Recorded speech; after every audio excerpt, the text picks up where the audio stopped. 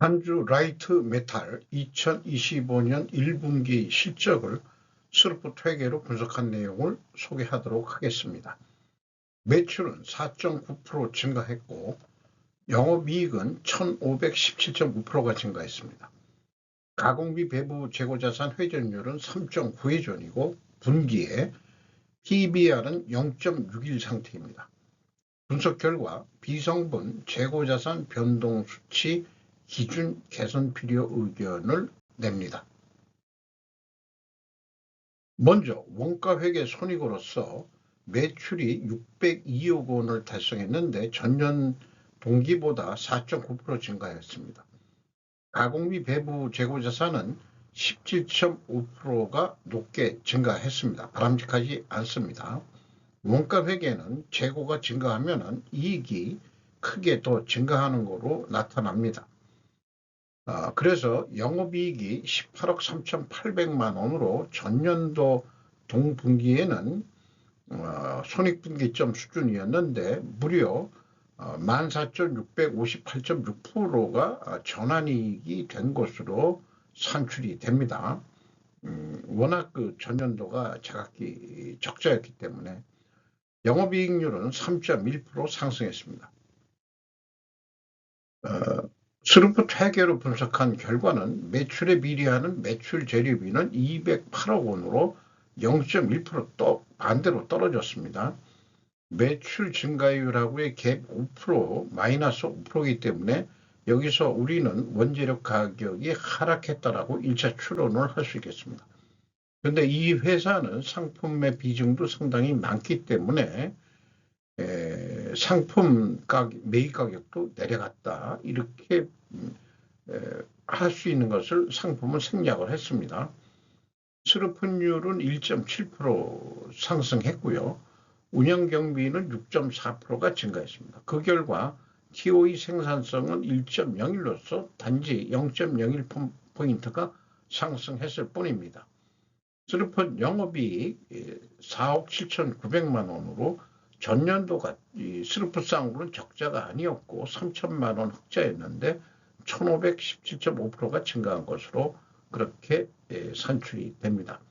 원가 회계하고의 영업이익 차이가 13억 6천만 원이면 상당히 높은 차이가 되겠죠. 이만큼 원가 회계와 스루프 회계가 재고 증감에 따라서 크게 영향을 받는다. 이 말씀을 여기서 좀 더 강조하고 싶네요. 실질적으로 13억 6천만 원은 이익이 난 게 아닙니다. 미리 이익이 난 것처럼 계산이 되는 거죠. 재고자산 내역을 보면은 가공비 배부 재고자산이 상품, 제품, 제공품 포함해가지고 21억 5,400만 원이 크게 증가했습니다. 그런데 전체 재고는 40억 원이 줄었어요. 뭐가 많이 줄었냐? 미착품. 그 미착품이라는 게 국내 구매만이 아니고 일본에서 구매하는 품목이 상당히 많은 것 같습니다. 이게 좀 많이 줄었다 이거죠. 근데 그 매출원가에 계산하는 거는 이 WCAI만 적용을 합니다. 영의 성격적 분류 내용을 분석해 보면은 A를 회사는 제품, 상품 및 제공품의 변동이라고 구체적으로 표현하고 있습니다. 마이너스 17억 6,400만 원은 재고가 증가했다는 뜻이고요. 원재료 사용액이 있습니다. 211억 6,200만 원인데 아까 그 재고자산 명세에 상품이 있었죠. 그렇다면은 원부재료 사용액이 아니고 상품의 매입액도 어딘가는 표현이 돼야 됩니다. 그러면은 현재 그것이 없다 그러면은 원부재료 가격 사용액에 상품 매입액도 들어가 있다라고 간주할 수밖에 없을 것 같습니다. 8.8% 증가했어요. 원재료 사용액이.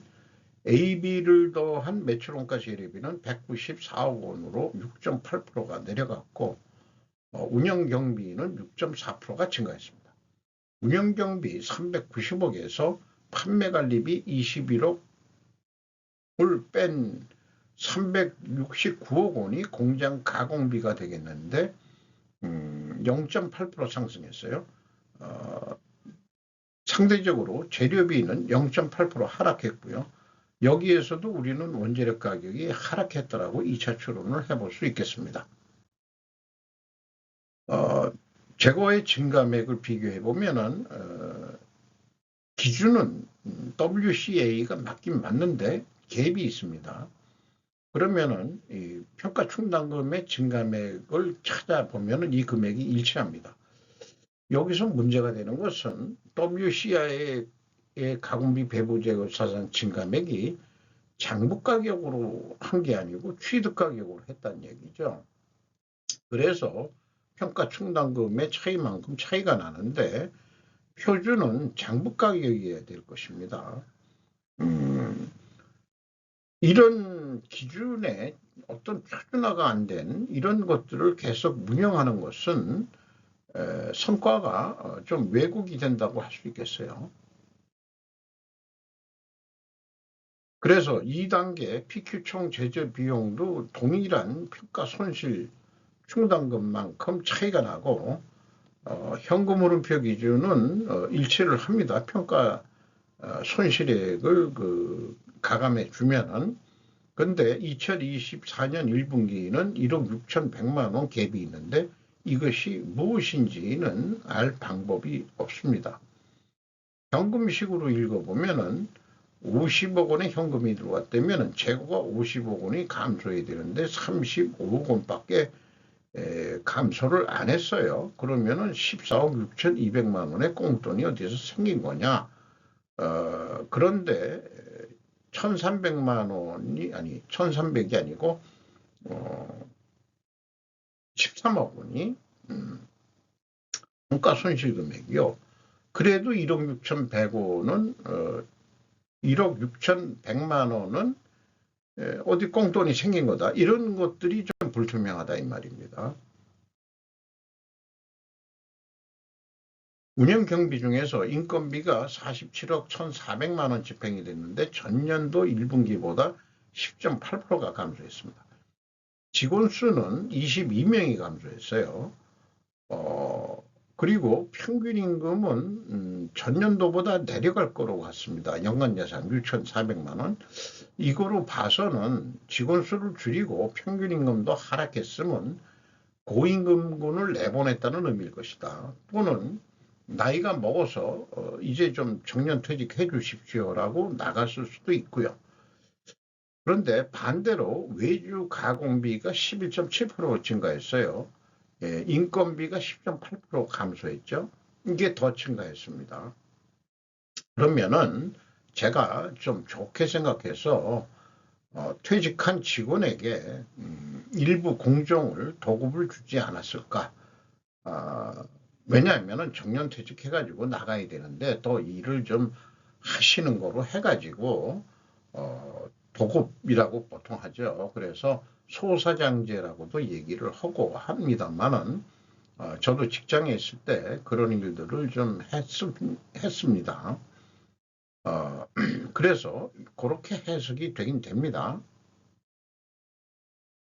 경영평가지표 재고 회전율이 소점 한 자리로는 뭐 변동이 없는 것 같지만 두 자리까지 계산하면은 0.9% 재고 회전율이 좀 내려갔어요. 슬로픈율은 올라갔고요. 역방향이면은 분식회계 개연성 가정을 세웁니다. 법인세 부채는 없고요. 나머지는 그냥 참고해 주시기 바랍니다. 그래서 역방향입니다. 회전율은 하락했고 슬로픈율은 상승했다. 분식회계 개연성 가정을 세우는데 이것을 반증하려고 그러면은 원재료 가격이 상승해야 되고 판매 가격도 인상돼야 됩니다. 또한 재고 회전율이 하락했다는 것을 보여주기 위해서 수량으로도 해야 될 것입니다.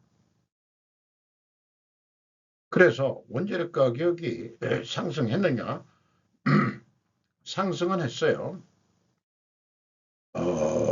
1분기 것만 했는데 자기네들이 이제 요걸 계산을 다 해서 공시를 했더라고요. 단순 평균으로는 1.98% 인상이 된 거지만은 또 매입 비중도 그 매입액이 있습니다. 그래서 뭐 다른 것들은 잔잔하지만 가장 많은 게 A356.2라는 원료가 91.8%나 비중을 차지합니다. 이게 8.4% 크게 올랐어요. 요거를 토요타 통상에서 수입하는 것으로 되어 있습니다. 이게 아마 순수한 알루미늄이 아니고 무슨 알루미늄 합금 같은 그런 것 같은데 국내에서는 이런 걸 만들 수가 없는 모양이죠. 그리고 제품 가격 추이에는 고가인 비철금속 가격 변동에 따라서 그 고객사별로 분기 또는 2개월 또는 월 단위로 판매 단가가 연동되고 있다 하기 때문에 뭐 그렇게 가격을 알려드리기가 좀 그렇다 이렇게 얘기합니다만은 제 판단은 평균은 내서 해볼 수 있는 거 아니냐 분기니까 그렇게 판단이 됩니다. 그래서 지금까지 1, 2차는 원재료 가격이 하락했다고 추론이 되는데 반증을 하려면 원재료 가격이 상승해야 되거든요. 그리고 원재료 가격이 상승했으니까 비철금속이 주요 소재이기 때문에 원재료 가격이 연동된다 그러면 판매 가격도 상승되긴 됐을 거예요. 하지만은 그러나 수치로 제시하지 않고서는 검증의 한계가 있다. 입증은 될 수 없다. 이렇게 좀 반적으로 또는 냉정하게 그렇게 좀 의견을 내야 될 것 같고요. 원가 비율이 있기 때문에 뭐 가격이 올라가도 3.7% 정도밖에는 영향이 없다. 근데 얼마가 올렸는지 연동된다고 했는데 이게 8.6% 올랐다고 판매 가격이 8.6% 올려주는 구매처는 아마 없을 겁니다. 완성차 업체에서. 자동차 알루미늄 부품으로 되어 있는데 그래서 투명 반증을 위한 원재료 가격 상승 추론은 앞선 추론과 모순되며 판매 가격을 제대로 공시하지 않는 한 검증은 입증될 수 없다고 의견을 낼 수밖에 없겠습니다. 또한 상품 가격 추이가 없으므로 검증의 한계도 있다. 이렇게 말씀드릴 수 있겠네요. 어쨌든 실적을 가지고 연말 매출액을 예측해 보면은 운영경비 기준으로 뭐 딴 거 없습니다. 1 더하기 300% 해가지고 하면은 2,410억 원 정도 할 것 같다. 그런데 판매 가격을 0.5% 정도 인상을 한다면은 알루미늄 가격이 좀 올라가지고 그러면은 뭐 한 2,442억 원 정도로도 한번 계획을 세워볼 수 있겠어요. 그런데 납품 구매 업체에서 완성차 업체에서 이 중간선에 이거를 어떤 납품 단가라고 해석을 하면은 24만 원에 계약을 합시다.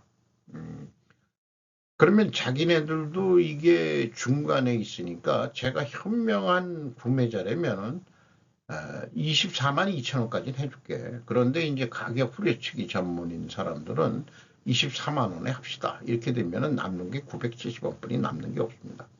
만약 이렇게 계약이 된다면은 연간 재고 회전율이 15.5회전 예상되는데 18회전 대신 싸게 하는 대신 우리 물건을 좀 더 많이 써주세요 해가지고 좀 더 자기네 물건이 많이 들어가서 18회전을 하게 됐다. 그러면은 판매 단가는 28만 2,800원에 납품하는 효과가 나가지고 운영 경비가 증가한다 하더라도 28만 2,800원에 한 꼴이니까 거의 4,600원 정도 이익이 난다고 볼 수 있겠습니다. EAT 세후 현금 순위 그 67억 8,800만 원 벌었어요. 그러니까 뭐 원가 손익계산상으로 뭐 한 10매덕 벌었다. 뭐 이렇지만 현금으로는 68억 원 정도 벌었다. 이게 실질적으로 현금으로 번 돈이 더 중요할 것입니다. 2번 EMS 영업활동으로 전체 유입된 돈은 유입이 되지 않고 거꾸로 118억 원이 나갔네요. 그리고 최종적으로 179억 원의 현금이 유출이 됐습니다. 어디에 유출이 됐겠느냐?